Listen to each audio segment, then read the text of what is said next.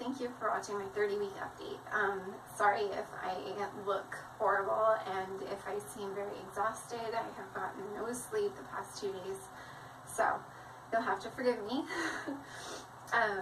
So I guess the first symptom that I've had this week is another TMI one. So if you guys don't like TMI, you're not going to like any of this video, so just go ahead and run away. Run quickly. On Saturday, I lost a huge amount of my mucus plug, and by huge amount, I mean like the size of my hand. And then I went for a walk with my family because I wanted to keep things progressing. And I was having minor contractions, but nothing serious. And then when I got back home, I went to go check my pad again, and I had a bloody show. And if you guys don't know what that is, it's basically a mucus plug with a lot of blood in it, or like a tinged color of blood, instead of just a white, cloudy, or green mucus plug. It's bloody. So I did have my bloody show, and from what I had read, you were going to go into labor within 24 hours, usually, of losing it.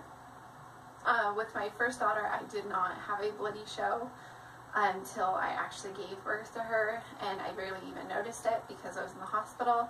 But I did lose my mucus plug, and I was induced anyways. I lost my mucus plug over a few weeks, and so the mucus plug isn't really a huge indicator of if you're going to go into labor or not, but one of the huge indicators is if you are dilating and if it is thinning out. And so I didn't think way too much of it. And then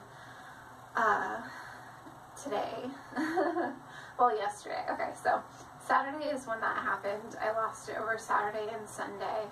And then Sunday night at 7 o'clock, I had been doing the pineapple, walking, bouncing on the birthing ball, doing a pregnancy dance, like all that stuff, the whole nine. And then by 7:55, me and my husband laid down to relax after putting my daughter down to bed. And we were just watching a show, and I started timing my contractions because I started feeling a dull, like, aching pain in my back. And I knew that I had back labor with my daughter, so I figured I was going to have back labor again. And so I started timing it, and it started radiating to the front and radiating to the thighs. And it started feeling like menstrual cramps in the front, but in the back I could tell it was definitely contractions. So it's kind of hard to tell the difference from Braxton Hicks and actual contractions unless you've actually had them before. So if this is your guys' first pregnancy, I understand if you're like, well, what's going on? Because even a person that's experienced is like, okay, is this the real deal or not? So I started timing them. They were every 3 minutes for 1 minute and 30 seconds long, and I did that for an hour. And usually the rule is 5-1-1, every 5 minutes, 1 minute long for 1 hour. And so I was on the 5 scale, I was at a 3, and then it was happening happened for an hour, and then for over 1 minute long. And so I was like, okay, maybe we should go into the hospital. But I've been into labor and delivery before and been sent home, and I didn't want that to happen again. So I knew I needed to wait for it to be excruciatingly bad. So I went back to bed, and I went to bed, I should say. And I woke up several times throughout the night with just the cramping pain, and then I'd have to go pee a lot more frequently. So I was up every 2 hours, maybe hour, going pee, and then having cramping pain, losing a little bit more plug, and then I would just go back to bed. I did throw up once and got very nauseous. Last week I kind of had irregular bowel movements, so I don't know if those were like soft signs of labor. But today I went in at around 6 o'clock this morning, 6 or 7 this morning, and I went into labor and delivery because the contractions were getting worse, and I couldn't handle it anymore. I had been having them for 12 hours, and they weren't changing, they weren't getting worse, and they weren't getting better. So I just wanted to go in and get checked. When I did get there, they said that I was almost 3 centimeters, which means that I went from a 1.5 a 1.5 to 3, so that was good. It made me feel good that I had progress, and that I was having consistent contractions every 7 minutes that were painful, which I'm still having during this video. So if you notice me a little bit out of breath, that's kind of why I haven't been sleeping and I'm still having contractions.